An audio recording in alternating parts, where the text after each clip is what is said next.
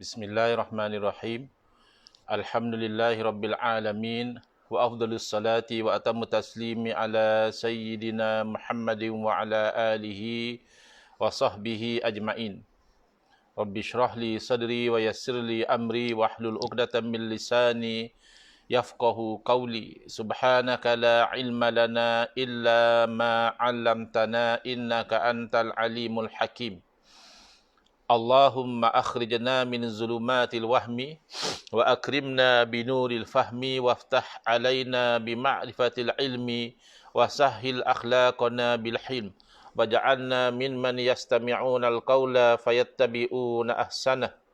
Allahumma ati nufusana taqwaha wa zakkiha anta khairu man zakkaha anta waliyuha wa maulaha. Allahumma arinal haqqa haqqan warzuqna ittiba'ah wa arinal batila batilan warzuqna ijtinabah. Allahumma anfa'na bima 'allamtana wa 'allimna ma yanfa'una wa zidna ilman wa huda, amma ba'd. Alhamdulillah, pada hari ini insya-Allah kita akan menyambung pengajian tadabbur Al-Quran dengan berpandukan kepada tafsir Al-Qurtubi. Jadi kita masih lagi di dalam mengambil tadabbur, mengambil iktibar pengajaran daripada surah Al-Fatihah, yang mana Al-Imam Al-Qurtubi rahimahullah ta'ala menceritakan tentang bab yang kedua, iaitu tentang turunnya surah Al-Fatihah dan juga hukum hakam yang terkandung di dalam surah Al-Fatihah. Dan dalam bab yang kedua ini ada 20 persoalan yang dibincangkan. Kita sampai ke persoalan yang ke-6 daripada 20 persoalan, iaitu tentang isu membaca Al-Fatihah di dalam solat. Sedia maklum, sebelum ini kita telah terangkan bahawa para alim ulama tidak seia sekata sama ada seseorang itu perlu membaca surah Al-Fatihah di dalam solat atau memadai dengan surah yang lain, atau dan ada yang membezakan kalau orang itu sembahyang seorang diri ataupun dia sebagai imam maka kena baca Fatihah, dan sebaliknya kalau dia sebagai makmum tidak perlu baca Fatihah. Ada yang mengatakan seperti dalam mazhab Syafi'i, iaitu sama ada dia sembahyang seorang diri ke, sama ada dia jadi imamkah, sama ada dia jadi makmum sekalipun, secara asasnya dia wajib baca Fatihah, iaitu rukun solat yang mana tidak sah solat kalau tidak membacanya. Cuma tidak dibincang pada isu ataupun persoalan yang ke-6 ini. Adapun makmum, apabila dia masuk nak berjemaah itu, dia dapati imam sedang rokok, maka ini sepakat bahawa dia terus takbir dan rokok saja. Dia tidak perlu baca Fatihah, kerana Fatihah dia itu ditanggung oleh imam. Kerana ini adalah kesepakatan para alim ulama. Tidak ada khilaf dalam bab ini. Makmum yang masbuk, yang tidak sempat mendapati imam dalam satu tempoh yang membolehkan dia membaca Al-Fatihah dengan sempurna, maka dia hanya perlu ikut imam. Maknanya kalau imam rokok, dia terus rokok sahaja. Tidak perlu dia membaca Al-Fatihah. Ataupun kalau dia sudah mula membaca Al-Fatihah, tapi dalam tempoh yang singkat itu imam sudah rokok, dia tidak perlu menghabiskan bacaan Fatihah dia terus saja rokok. Kadang-kadang ada juga kita perhatikan sebahagian makmum, walaupun dia masbuk, tapi dia usaha juga untuk habiskan sehinggalah imam sudah bangkit daripada rokok, menyebabkan dia tidak dapat rakaat tersebut. Tapi dia lepas itu, dia tidak tambah rakaat yang dia tertinggal, seolah-olah oleh kerana dia lepas itu dia rokok. Jadi ini sebenarnya tidak begitu. Kalau dia masbuk, dia mendapati imam pada tempoh yang tak cukup masa untuk baca Fatihah, bila imam rokok, dia tidak perlu habiskan bacaan Fatihah. Hatta kalau dia baru bismillah sekalipun, dia terus rokok sahaja bersama dengan imam, dan tidak perlu, kalau dia sampai tu imam dah memang rokok, memang tak perlu baca apa-apalah. Takbiratul ihram terus rokok saja. Inilah yang menjadi perbincangan di sini. Baik, yang ketujuh, sekarang ni dibezakan pula sebab solat ni dia ada dua jenis dari segi bacaan nyaring ataupun perlahan. Ada solat jahar dipanggil, solatul jahri, makna yang bacaannya itu dinyaringkan. Ada solatul sirri, iaitu yang bacaannya itu diperlahankan. Jadi ketara bila seorang itu menjadi imam, kita tahu solat jahar itu kerana imam memang betul-betul menyaringkan bacaan dia, iaitu pada solat subuh, solat maghrib dan juga solat isyak. Tapi kalau solatul sirri, walaupun dia menjadi imam, tapi bacaan dia sir, yakni bacaan sir ni bukanlah tak berbunyi langsung. Kerana nama pun bacaan, tentulah ada bunyi dia. Tapi sekadar didengar oleh dirinya sendiri sahaja. Kalau bacaan yang jahar didengari oleh orang-orang yang di sekeliling. Kalau bacaan yang sir, dengar juga, tapi didengari oleh orang yang membaca. Mana sekodar. Kodar itu kalau dia dalam keadaan suasana tidak bising, dalam keadaan pendengaran dia elok, bukan orang yang ada masalah pendengaran, dengan sekadar itu sebenarnya sudah boleh dengar. Itu dianggap bacaan yang sir. Maka kalau solat itu, solat yang sir, maka tak sepatutnya seorang makmum itu meninggalkan membaca Fatihah. Kalau tadi kan ada mazhab yang mengatakan kalau solat jahar, makmum dah tak payah baca Fatihah. Kalau mazhab kita, mazhab Syafi'i, solat jahar ke solat sir tak ada beza. Yang namanya orang solat, dia kena baca Fatihah. Yang dia ada kelonggaran untuk tak baca Fatihah tu, kalau dia sampai-sampai je imam dah rokok, maka dia takbir terus rokok saja, tak perlu baca Fatihah. Tapi kalau dia sampai-sampai imam masih qiyam, yakni masih berdiri, maka dia takbir, dia baca Fatihah. Tapi kalau tak sempat, imam rokok dahulu, ketika itu dia stop lah. Dekat mana yang dia baca tu, dia stop kat situ dan dia rokok. Tapi dalam keadaan dia muafiq, yang memang dia dapat takbir itu dalam tempoh yang sebenarnya cukup untuk dia membaca Fatihah, cuma dia mungkin bacaan dia lambat, yang itu dia kena habiskan Fatihah. Tidak ada bezalah solat dalam mazhab Syafi'i, tidak dibezakan sama ada solat jahar atau solat sir, iaitu makmum yang muafiq, yang mendapati imam pada tempoh yang sempat untuk baca Fatihah, dia kena baca Fatihah. Tapi yang mana mengatakan tak perlu baca itu, ialah berkaitan dengan solat jahar, solat yang dibaca nyaring. Kalau dia solat sir, maka dia kena baca. Cuma dalam mazhab lain, mazhab Malik misalnya, kalau dia solat sir pun dia tak baca, maka dia dah buat satu perkara yang tak elok lah dalam solat. Sepatutnya dia kena baca. Tetapi kalau di sisi Imam Malik dan juga ulama-ulama mazhab Maliki, solat dia itu sudah sah, tapi dalam keadaan yang tak sempurna lah, tak bagus lah dia buat macam tu. Adapun kalau imam baca jahar, itu memang dia, kalau ikut mazhab Malik, dia tak perlu baca. Kalau imam baca sir, dia sepatutnya kena baca. Tapi kalau dia tak baca pun, tidaklah sampai solat dia batal lah. Tapi kalau yang kita bincang-bincang ini hanya nak meluaskan pandangan kita tentang pelbagai mazhab. Tapi kita yang bermazhab Syafi'i, kita ikut macam yang telah difatwakan dalam mazhab kita lah. Iaitu makmum, sama ada imam solat jahar ke, solat sir ke, asalkan dia makmum yang muafiq, dia kena baca Fatihah dengan sempurna. Yang boleh dia baca Fatihah tak sempurna atau dia tak baca Fatihah langsung adalah kalau dia makmum yang masbuk. Dia sampai-sampai je imam dah rokok, dia pun tak payahlah baca Fatihah. Dia takbir, dia terus rokok. Yang itu Fatihahnya ditanggung oleh imam. Ataupun dia sampai-sampai imam masih qiyam lagi, dia pun takbir, dia baru sempat misalnya iyyaka na'budu wa iyyaka nasta'in. Lepas tu imam pun rokok. Ketika itu dia tak perlu habiskan bacaan Fatihah dia.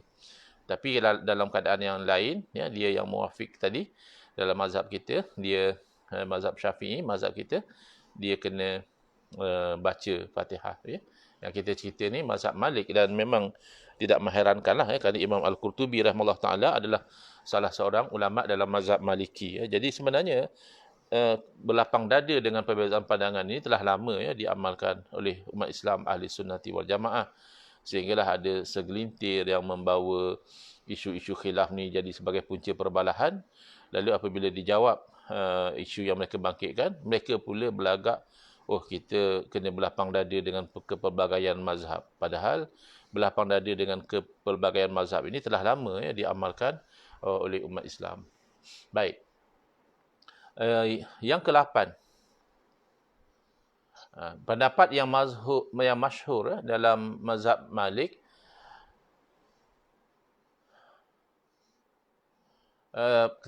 kalau dibaca dengan bacaan jahar, maknanya imam membaca jahar, maka pada ketika itu makmum tu tidak membaca baik Al-Fatihah ataupun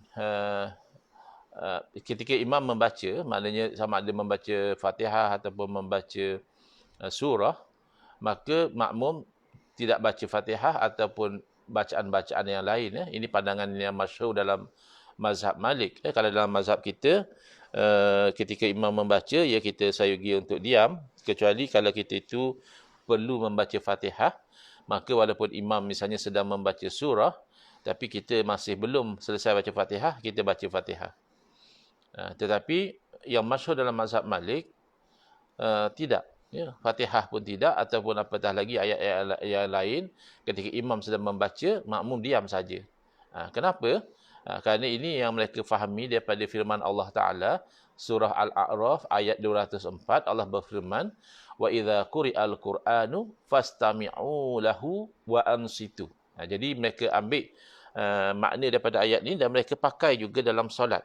Kalau mazhab Syafi'i, ada dalil hadis yang menunjukkan bahawa Nabi SAW tak bagi baca ketika imam sedang membaca, makmum diam, kecuali Fatihah.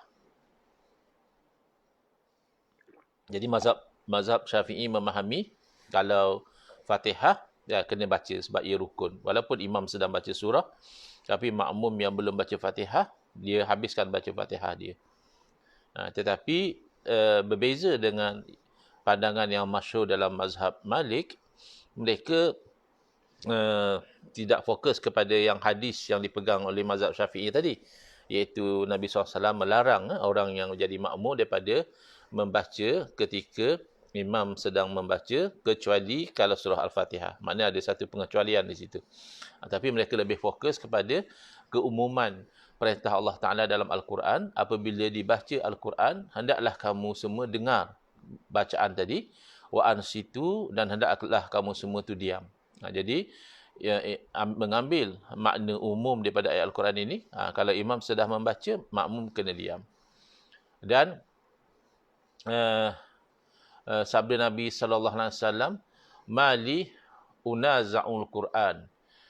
Maknanya Nabi SAW kata macam baginda tu ada tanazuk, ada munaza'ah, seolah-olah bersaing. Baginda sedang baca di hadapan sebagai imam, ada orang lain pula bersaing juga baca di belakang. Jadi ini yang difahami oleh mazhab Malik. Dan juga sabda Nabi SAW tentang peranan seorang imam, Nabi SAW memberi panduan, idza qara'a fa ansitu. Apabila imam sedang membaca, maka hendaklah kamu diam. Kalau imam sedang membaca, makmum masih membaca juga, itu kemungkinan makmum tu adalah makmum yang bermazhab Syafi'i, yang sedang menyelesaikan bacaan Fatihah dia. Dan sabda Nabi SAW, man kana lahu imamun fa qira'atul imami lahu qira'ah. Barang siapa yang dia ada punya imam, maknanya dia solat tu solat yang dia tu menjadikan orang lain sebagai imam, maka bacaan imam itu bagi dia sudah memadai sebagai satu bacaan. Jadi sebab itu kalau imam baca, makmum diam saja. Kenapa pula mazhab Syafi'i tak terima ke hadis ini? Mazhab Syafi'i tak tahu ke hadis ini, sehingga kan kalau imam sedang membaca pun dalam mazhab Syafi'i, makmum masih kena baca Fatihah yang rukun tu.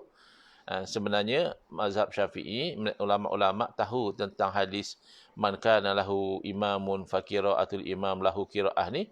Mazhab Syafi'i tahu tentang hadis itu, cuma mereka memahami bahawa hadis ini sebenarnya berkaitan dengan makmum yang masbuk, bukan berkaitan dengan makmum yang muwafiq, ya. Kalau makmum yang muwafiq, dia tetap kena bacakan Fatihah dia sendiri.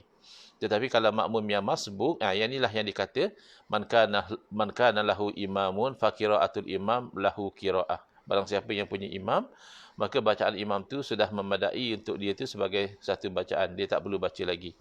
Itu kalau ikut mazhab Syafi'i, maksud daripada hadis ini adalah tentang makmum yang masbuk. Jadi kesemua para ulama jelas mereka berinteraksi dan menerima hadis. Ini yang kadang-kadang tidak difahami oleh sebahagian orang-orang jahil di zaman kita, terutamanya nampak ketara kerana mereka itu mendedahkan kejahilan mereka di media sosial, di Facebook, di TikTok dan sebagainya. Mereka mengatakan, saya ikut Nabi, kata dia. Saya tak akan tinggalkan kata-kata Nabi SAW semata-mata untuk ikut ulama. Jadi, ini satu bentuk kekeliruan. Seolah-olah ulama-ulama tidak ikut Nabi. Jadi, yang ikut Nabi itu dia. Ulama tak ikut Nabi. Jadi, dia yang ikut Nabi. Tidak betul. Para ulama dalam mereka berfatwa, sentiasa mereka itu, matlamat utama mereka adalah nak ikut Nabi sallallahu alaihi wasallam, ya. Semua para alim ulama mazhab Hanafi kah, mazhab Maliki kah, mazhab Syafi'i kah, mazhab Hambali kah, ya, semua mereka itu berusaha untuk ikut Nabi sallallahu alaihi wasallam. Jadi tak betul lah kita kata saya ikut Nabi, saya tak akan ikut ulama kalau ulama tu bercanggah dengan Nabi. Bukan. Para ulama tidak akan mereka itu nak bercanggah dengan Nabi SAW. Cuma yang berlaku percanggahan adalah cara para ulama memahami arahan Nabi SAW antara satu sama lain, itu satu. Dan yang kedua, berlaku percanggahan antara kefahaman ulama terhadap hadis Nabi SAW dan kefahaman kita. Kalau berlaku percanggahan antara kefahaman ulama dengan kefahaman kita, jelas kita sepatutnya mendahulukan kefahaman ulama. Bukan mendahulukan ulama berbanding dengan Nabi, tidak. Mendahulukan kefahaman ulama terhadap hadis Nabi berbanding kefahaman kita terhadap hadis Nabi. Kerana mereka ni adalah pakar. Dan ini is a very logical stand. Kita beri keutamaan kepada pandangan pakar berbanding yang bukan pakar, ya. Jadi, itu satu. Tapi kalau ulama sesama ulama, mereka pun masih berbeza dalam memahami hadis Nabi SAW. Contohnya di sini, ya. Man kana lahu imamun fa qiraatul imam lahu qiraah. Barang siapa yang dia ada imam, maka bacaan imam tu menjadi bacaan buat dia. Jadi sesama ulama pun mereka berbeza dalam memahami. Jadi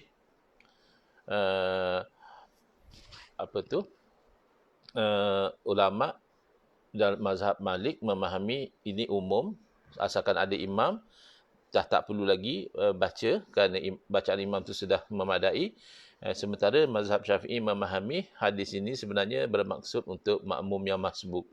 Kalau dia masbuk, dia tak perlu baca Fatihah atau dia tak perlu menghabiskan bacaan Fatihah dia kerana bacaan itu telah ditanggung ataupun bacaan imam itu telah cukup sebagai bacaan untuk dia. Jadi kita lihat di situ, boleh jadi sahaja para ulama menerima hadis yang sama, tetapi mempunyai fahaman yang berbeza terhadap makna hadis. Ada kalanya ulama berbeza dalam menerima hadis. Misalnya hadis ini diterima oleh ulama ini sebagai hadis yang sahih, lalu dia jadikan sebagai sandaran hukum. Sementara ulama lain menilai hadis itu sebagai hadis yang tidak sahih, sebagai hadis yang dhaif. Lalu dia tidak jadikan sebagai sandaran dalam mengeluarkan hukum. Jadi banyak punca kenapa para ulama boleh berbeza pandangan. Jadi kalau kita faham macam itu, kita tidak akan tergamak mengatakan saya tak akan ikut ulama, saya akan ikut Nabi. Itu orang jahil saja yang bercakap macam itu. Kerana tidak faham bahawa ulama tu mereka adalah pakar dalam memahami apa yang diperintahkan oleh Nabi SAW. Dalam keadaan mereka semua tu pakar pun, mereka masih boleh berbeza pandangan satu sama lain. Apatah lagi mereka yang pakar dengan kita yang jahil, bila berbeza pandangan, tiba-tiba kita anggap pandangan kita itulah confirm perintah Nabi dan pandangan ulama itulah bercanggah dengan perintah Nabi. Itu adalah sikap yang tidak bijak sekali, ya. Baik, selingan, ya, ada soalan saya walaupun tidak begitu relevan dengan perbincangan kita pada kali ini, tapi mungkin ada keperluan untuk orang yang bertanya itu tahu jawapannya. iaitu orang mendakwa bahawa Imam Syafi'i tidak belajar sifat 20, ya. Ini semua dakwaan-dakwaan yang mengelirukan, ya. Seolah-olah nak katakan sifat 20 tu tak betul, Imam Syafi'i pun tak belajar sifat 20. Kita kena faham, ya, sistem sifat 20 tu kan datang kemudian. Jadi kalau nak kata Imam Syafi'i, masa Imam Syafi'i seorang penuntut ilmu, maka Imam Syafi'i pergi belajar dengan ustaznya atau gurunya, guru pun mengajar pada Imam Syafi'i 20 sifat yang wajib bagi Allah. Pertama wujud, kedua qidam, ketiga baqa', keempat mukhalafatuhu ta'ala lil hawadithi, kelima qiyamuhu ta'ala binafsih. Tak adalah. Kerana itu kan penyusunan ilmu datang kemudian, ya. Imam Syafi'i juga barangkali tidak belajar istilah-istilah yang ditetapkan oleh ulama-ulama hadis selepas daripada beliau, kerana penetapan itu datang kemudian. Tetapi dari segi isi ilmunya itu tak mungkinlah Imam Syafi'i tidak tahu, tidak belajar bahawa Allah wujud. Takkanlah Imam Syafi'i tidak tahu dan tidak belajar bahawa Allah Ta'ala wujud, tidak ada permulaan, ya. Itulah yang diistilahkan oleh ulama kemudiannya sebagai qidam. Tak mungkinlah Imam Syafi'i tidak belajar, tidak tahu bahawa Allah Ta'ala wujud, tidak ada perakhiran. Allah tidak akan binasa selama-lamanya. Itulah yang dinamakan baqa'. Tak mungkinlah Imam Syafi'i tidak belajar dan tidak tahu bahawa Allah Ta'ala tidak sama seperti makhluk dan makhluk tidak sama seperti Allah. Itulah yang ulama kemudiannya istilahkan sebagai mukhalafatuhu ta'ala lil hawadis. Tak mungkinlah Imam Syafi'i tidak belajar dan tidak tahu bahawa Allah Ta'ala tidak berhajat kepada yang lain. Allah Ta'ala tidak berhajat kepada makhluk. Itulah yang diistilahkan oleh ulama-ulama yang datang kemudian sebagai qiyamuhu ta'ala binafsih dan seterusnya. Jadi ini semua orang Arab kata kalam fadhi. Ini sembang kosong, ya. Mungkin orang zaman kita dia kata sembang bikin bimbang. Oh, Imam Syafi'i tak belajar sifat 20. So what's your point?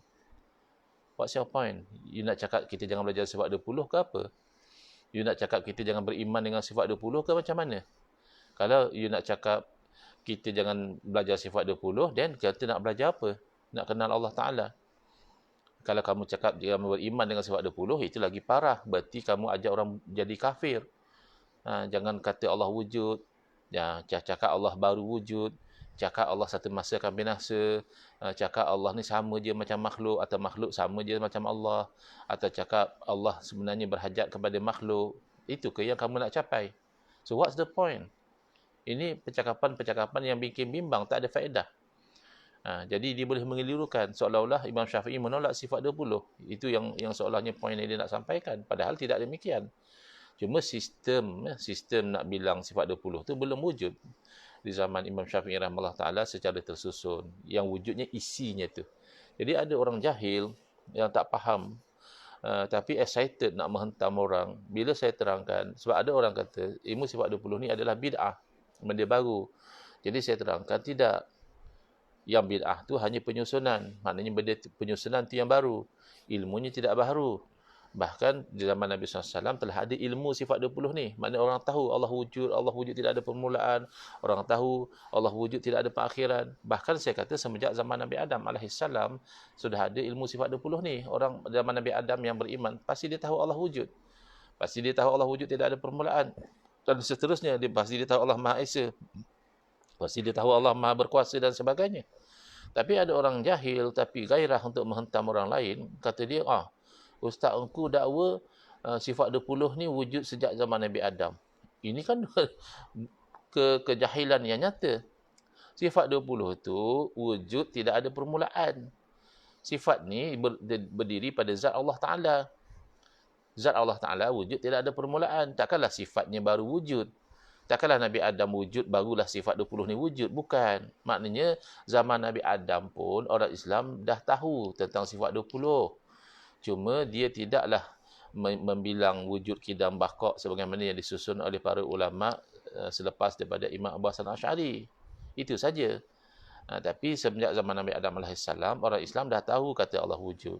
Orang Islam tahu kata Allah berkuasa. Orang Islam tahu kata Allah tu Maha mengetahui dan segala-galanya itu. Jadi bukan sifat tu baru wujud masa Nabi Adam wujud, bukan. Maaf cakaplah ya.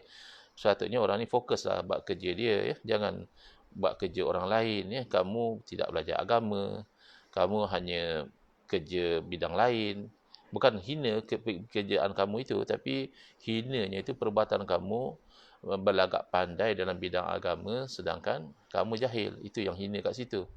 Kamu kerja cuci longkang ke, kamu kerja security guard ke, kamu kerja tukang kebun ke, tak ada masalah. Tak jadi hina kamu bekerja-kerja yang halal. Tapi bila kamu mencampuri sesuatu yang bukan bidang kamu, lalu kamu menghentam dengan kejahilan, itu satu bentuk benda yang hina dan membawa kepada dosa. Baik. Jadi, maaf ya, selesai selingan kita tentang soalan yang ditanyakan. Jadi, tak betul lah kalau kata Imam Syafi'i tidak tahu, tidak belajar tentang sifat 20. Pasti Imam Syafi'i belajar dan tahu, tapi bukanlah dengan sistem yang sebagaimana dah disusun. 20 sifat wajib, 20 sifat mustahil, satu sifat yang harus. Secara tersusun seperti itu, ia tidak. Tapi tidak membawa apa makna pun. Ya. Memang tidak ada orang Islam sepatutnya menolak sifat 20. Kerana menolak salah satu daripada 20 sifat yang wajib bagi Allah itu, menyebabkan orang yang menolak itu menjadi kafir, ya, terkeluar dari Islam. So, no point untuk resap ya, benda-benda yang sedemikian. Baik, seterusnya, kita lihat apa yang disebut oleh Imam Syafi'i rahimahullah ta'ala, sebagaimana yang diriwayatkan daripada beliau oleh Al-Imam Al-Buaiti dan juga Al-Imam Ahmad bin Hanbal rahmatullah alaihim ajma'in ya. Jadi ini dua orang adalah murid daripada Imam Syafi'i rahimahullah taala. Masya-Allah tabarakallah. Keterbukaan dalam kepelbagaian mazhab ini dah daripada dahulu sebenarnya diwarisi.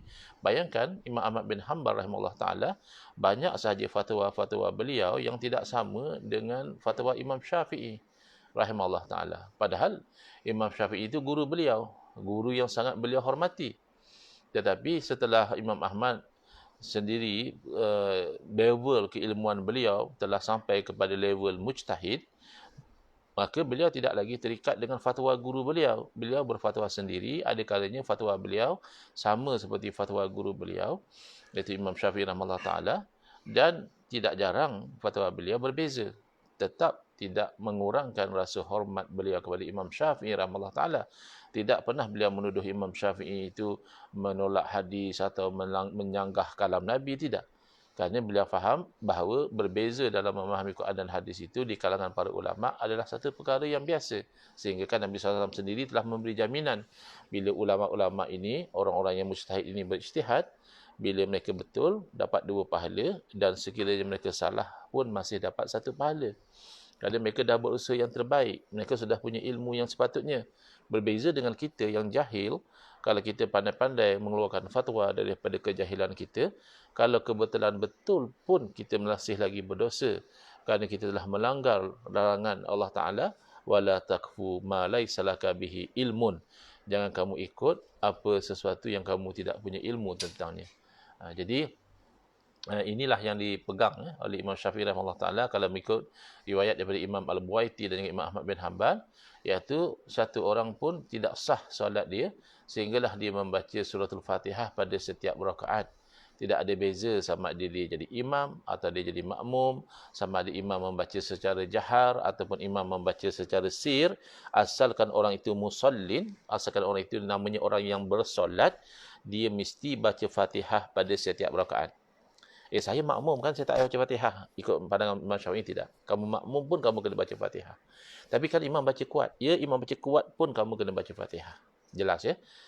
Untuk yang kita bermazhab Syafi'i, baca suatu Fatihah itu mesti dibaca pada setiap rakaat. Tak kisahlah kamu jadi imam, kamu jadi makmum, imam baca kuat, imam baca perlahan, kamu wajib baca Fatihah kecuali kalau kamu itu makmum yang masbuk, yang kamu sampai masuk dalam solat dalam keadaan waktu untuk baca Fatihah itu tidak memadai ataupun memang tak sempat langsung, sampai-sampai je imam tengah rokok. Itu sahaja yang kamu itu tidak perlu membaca Al-Fatihah. Baik. Ini secara asas lah ya. Adalah pengecualian lain, misalnya orang baru masuk Islam ya. Masuk Islam pagi tadi belum pandai baca Fatihah, dah masuk waktu Zuhur, dah nak kena solat, maka adalah pengecualian-pengecualian seperti itu ya. Tapi yang saya sebutkan tadi adalah secara konsep asasnya dalam mazhab Syafi'i. Baik. Adapun Al-Imam Syafi'i rahimahullah taala ketika beliau tinggal di Iraq, makna ini sebelum beliau pindah ke Mesir. Kerana kita sedia maklum Imam Syafi'i rahimahullah taala ini masyhur, beliau ada 2 set pandangan. Satu dipanggil qaul qadim, pendapat beliau yang lama, fatwa-fatwa beliau yang lama, yakni fatwa beliau sebelum beliau berpindah ke Mesir. Dan ada juga yang dipanggil qaul jadid. Qaul jadid mana satu set fatwa-fatwa Imam Syafi'i rahimahullah taala yang beliau fatwakan setelah beliau berpindah ke Mesir. Menarik diceritakan bahawa contoh bagaimana ulama boleh bertukar fatwa kadang-kadang hanya kerana dalam menilai fakta. Ya, ada kalanya kerana dalam menilai dalil, ya, menilai dalil. Tapi ada kalanya dalam menilai fakta, misalnya fatwa lama Imam Syafi'i rahimahullah taala, kalau bersentuhan dengan orang yang sudah tua, maka tidak batal wudu. Kerana orang tu sudah tua. Orang tua ni macam kita kata, kita sentuh dengan kanak-kanak juga. Budak kecil. Walaupun kita lelaki, kita pegang budak kecil, perempuan, tak batal wuduk kita. Budak kecil lah, baby ke, setahun, 2 tahun ke. Yang dipanggil ghairul mustahah. Biasanya orang yang normal tak akan rasa teringin lah dengan budak besar macam tu. Tapi kalau sudah agak besar, yang mungkin ada orang akan teringin, itu batal. Tapi kalau orang tua kan, biasanya orang tua ni dia dah tua, so dia dah tak ada lagi macam keinginan, syahwat apa semua tu. Tetapi setelah Imam Syafi'i rahimahullah taala berpindah ke Mesir, beliau melihat ada sepasang orang tua saling mengurat. Jadi Imam Syafi'i itu fatwa, rupanya dah tua-tua pun masih miang lagi, masih ada lagi keinginan sebegitu. Jadi ini contoh bagaimana, sebab kadang-kadang orang tanya macam mana pula tukar fatwa. Ya, biasa. Kerana berdasarkan penilaian semula, sama ada penilaian semula terhadap dalil, mungkin dahulu dinilai dalil itu sebagai sahih, kemudian dapat satu maklumat baru dikatakan dhaif, atau sebaliknya, dulu dinilai dhaif, dapat maklumat baru, kemudian naik dhaif tadi menjadi hasan. Itu menilai dalil atau menilai fakta sebagaimana contoh yang diberikan tadi. Jadi ini maknanya kalau masa Imam Syafi'i di Iraq, maknanya qaul qadim lah, pandangan lama, iaitu pandangan beliau adalah makmum itu membaca apabila dalam solat yang sir, dan tidak perlu baca kalau solat jahar. Imam dah baca kuat, maka makmum tak perlu baca. Ini sama macam pandangan yang masyhur dalam mazhab Malik. Dan logik sahaja kerana Imam Syafi'i rahimahullah ta'ala, beliau kan murid pada Imam Malik. Jadi pada awal-awal beliau berijtihad, sangat-sangat logik beliau dipengaruhi oleh fatwa guru beliau. Ini biasa, orang ikut guru. Ini biasa. Jadi kita nak mengaji, kena pastikan kita pilih guru. Jangan salah pilih guru, nanti na'udzubillah. Takut kita jadi menyeleweng. Inna hadal ilma dinun fanzuru min aina ta'khuduna ilmakum ataupun dinakum. Sesungguhnya ilmu ini adalah agama. Maka perhatikan daripada siapa kamu ambil agama kamu tu. Maksudnya daripada siapa kamu ambil ilmu kamu. Jadi Imam Syafi'i rahimahullah ta'ala ambil ilmu daripada ulama' yang hebat, Imam Malik rahimahullah ta'ala. Dan setelah beliau naik kepada mahkam mujtahid, Imam Syafi'i berfatwa dengan fatwa yang ada bersamaan dengan fatwa guru beliau. Tetapi setelah beliau berpindah ke Mesir, beliau menilai semula isu tersebut dan beliau menukar fatwa. Jadi hinggalah diriwayatkan daripada beliau, kalau imam membaca dengan jahar, maka ada dua pandangan di situ. Pertama, makmum masih juga membaca Fatihah, dan pandangan yang kedua, boleh dia tidak membaca Fatihah, masih sah, iaitu dia memadai dengan bacaan imam. Ketika di Iraq, satu pandangan, maknanya qaul qadim, satu pandangan sahaja, makmum kena baca Fatihah masa imam baca perlahan. Tapi kalau imam dah baca kuat, makmum tak payah baca.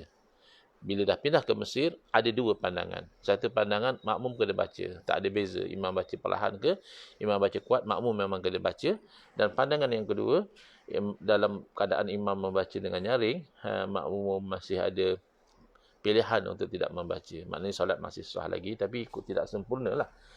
Jadi, yang dipegang dalam mazhab Syafi'i adalah kewajipan makmum membaca Fatihah, tidak kira sama ada imam baca secara perlahan atau imam baca secara nyaring, kedua-duanya makmum kena baca Fatihah. Sebagaimana yang saya sebutkan tadi, yang boleh tak baca tu kalau masbuk, ada kelonggaran di situ.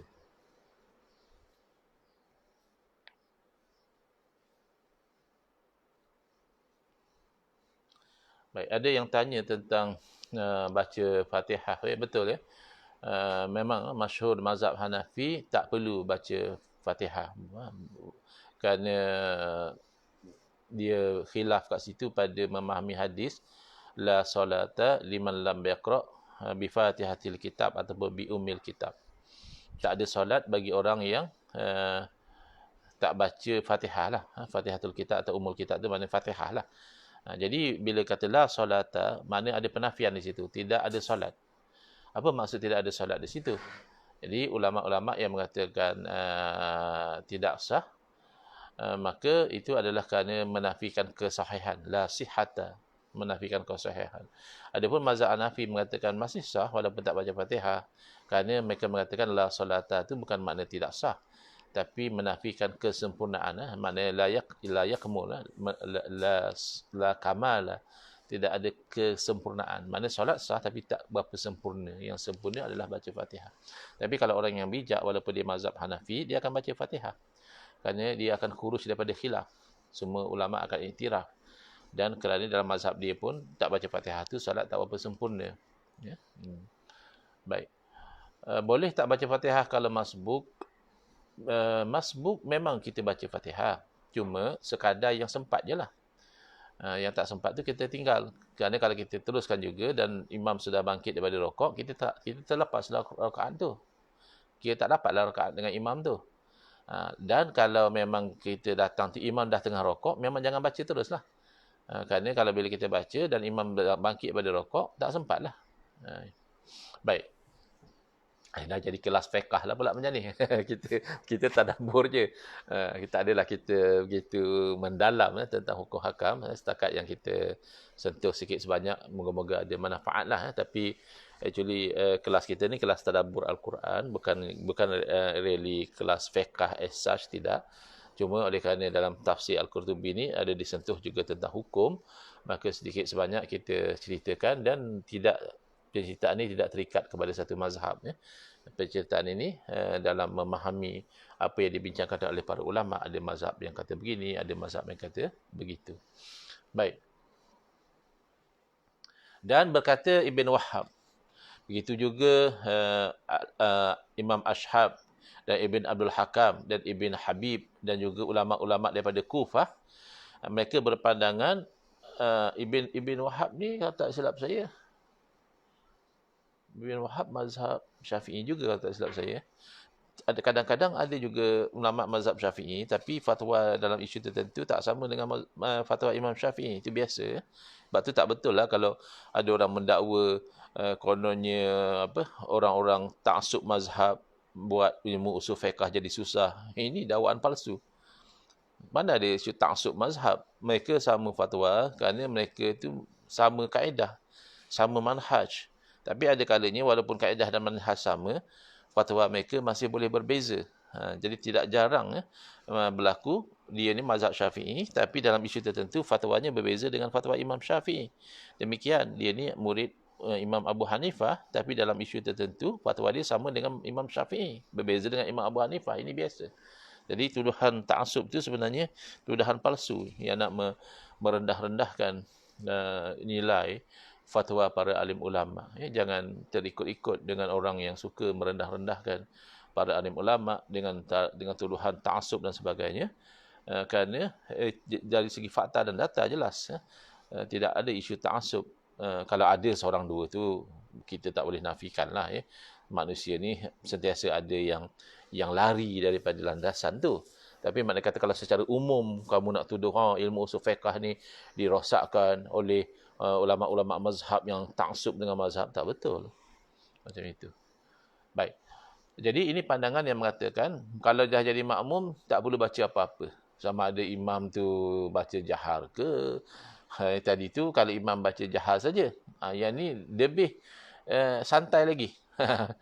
Imam baca jahar pun tak payah baca, imam baca perlahan pun tak payah baca. Ini betul-betul ambil zahir daripada hadis fa qiraatil imam lahu qiraatun. Maka orang yang man lahu imam, bagi siapa yang ada imam, maka bacaan imam tu sudah memadai buatnya sebagai satu bacaan. Ini kata dia adalah umum. Tak ada beza jahar ke sir ke, tak ada. Dan mereka berpegang dengan kalam Jabir radhiyallahu anhu, yang mana man shalla rak'atan lam yaqra fiha bi ummil Quran falam yusalli illa wara'al imam. Siapa yang sembahyang dengan satu rakaat, dia tak baca dengan Fatihah, maka dia sebenarnya tak solat. Maknanya tak sah. Ya? Setiap rakaat kena baca Fatihah.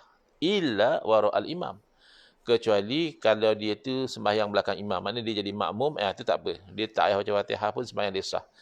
Tapi kalau dia sembahyang seorang, setiap rakaat dia kena baca Fatihah. Jadi berdasarkan hadis Nabi SAW, keumuman hadis tadi, dan juga kalam daripada Jabir tadi, illa wara'al imam, maka sekumpulan ulama berpandangan memang kalau jadi makmum tak payah baca Fatihah. Tak kisah, tak ada beza imam baca nyaring ke, imam baca perlahan ke, tak ada beza. Ini satu pandangan lah. Atas si'atu yang ke-9. Baik, kita cukupkan dulu setakat itu. InsyaAllah apa tu, saya tak pasti kalau next kali ini 21. Next 28 tu saya menjangkakan berada di Tarim, di Hadramaut, Yaman, kerana mengikuti daurah dan ziarah ke sana. Daurah musim sejuk di Yaman. Jadi ada kemungkinan besar next week tu kita tak ada kuliah, sebab saya pun tak pasti macam mana timing kat sana, internet kat sana macam mana. So it's safe to assume that Khamis minggu depan kita tak ada kuliah. So next kuliah kita insya-Allah dalam tahun depan kita jumpa lagi untuk kuliah tadabburi tahun depan. Baik, terakhir sebelum saya tutupkan pengajian kita pada hari ini, ada soalan di TikTok iaitu boleh kita guna pakai fiqh dalam kehidupan dengan 4 mazhab? Jawabnya secara prinsipnya boleh. Kerana asalnya kita ni diperintahkan mengikut pada Quran dan Sunnah. Cuma dalam memahami Quran dan Sunnah itu, ulama berbeza pandangan. Pandangan-pandangan berbeza inilah yang disebut mazhab. Jadi itu asal kita ikut mazhab tu. Bukan kerana kita disuruh ikut mazhab secara direct macam itu, ikutlah mazhab, bukan. Tapi kita disuruh ikut Quran dan Sunnah. Tapi mazhab ini adalah salah satu natijah daripada ikut Quran dan Sunnah. Berarti kita ikut mazhab. Kerana bila ikut Quran dan Sunnah, ada kalanya ulama sepakat. Itu namanya ijma'. Bila ijma', kita memang wajib ikut. Tak ada pilihan. Sebab ulama semua dah sepakat. Satu fatwa saja. Tapi tidak jarang berlaku, ulama pergi pada Quran dan Sunnah, ulama ni faham begini, ulama lain faham lain. Maka itu menjadi khilaf. Khilaf ini adalah bila ulama mengeluarkan fatwa yang berbeza tentang satu perkara. Maka fatwa yang berbeza inilah namanya mazhab. Maka kita boleh ikut. Bukan saja 4 mazhab asalnya.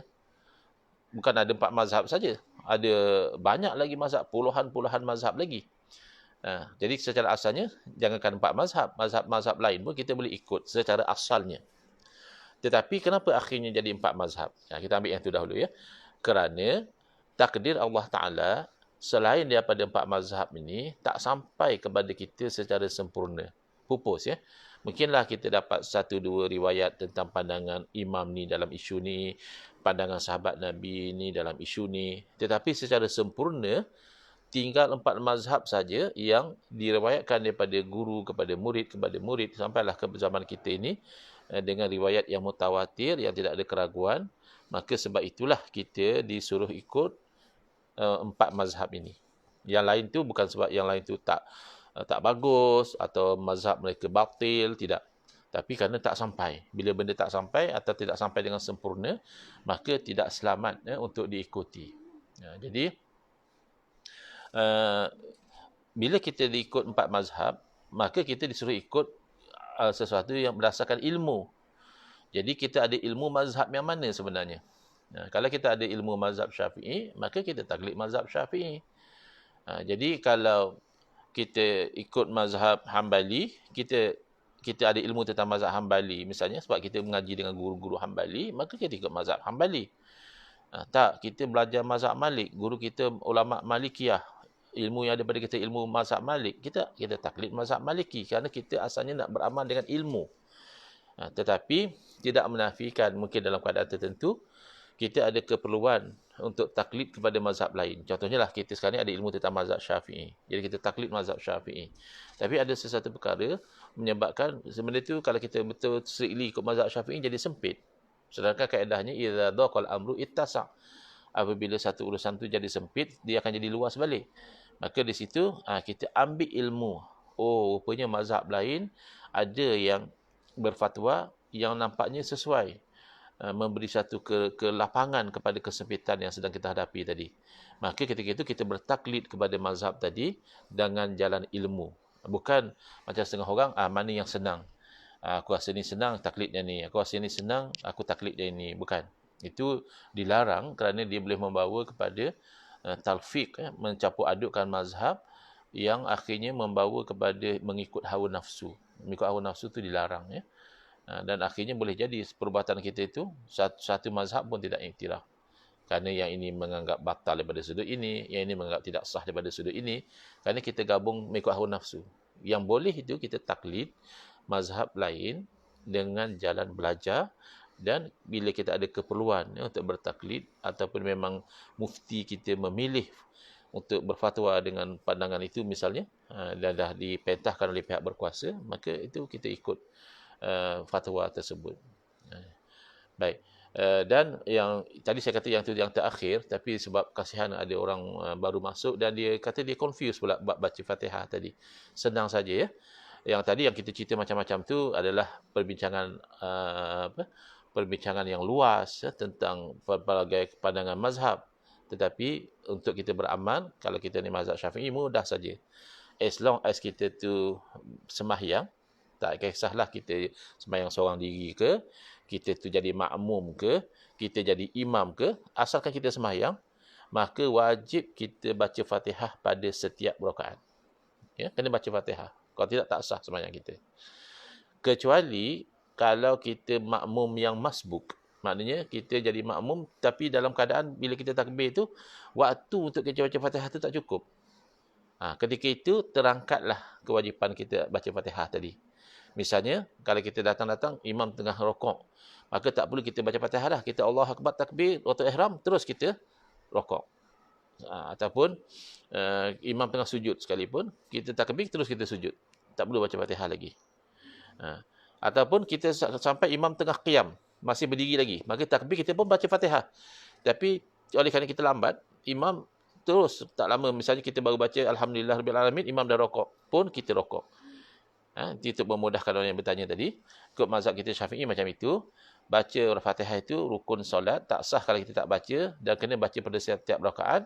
Tidak ada beza kita ini imam ke, makmum ke, imam baca kuat ke, imam baca perlahan ke, kita kena baca Fatihah. Kecuali kalau kita makmum yang masbuk, maka sama ada kita tak perlu baca Fatihah kerana masa itu imam dah rokok ke, imam dah sujud dan sebagainya, atau kita baca sekadar yang sempat.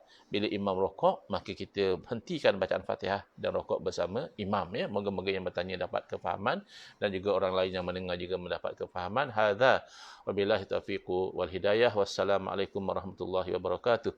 Bismillahirrahmanirrahim. Alhamdulillah bil alamin, wassalatu wassalamu ala asyrafil anbiya'i wal mursalin wa ala alihi wa sahbihi ajma'in. Allahumma shrah sudurana wa ahsin akhlaqana wa azim ujurana wa nawwir qulubana bi nuri hidayatika kama nataqaddu bi nuri syamsika abadan abada bi rahmatika ya arhamar rahimin. Alhamdulillah rabbil alamin. Amin ya rabbal alamin. Wal afu minkum. Jumpa lagi pada tahun hadapan insya-Allah.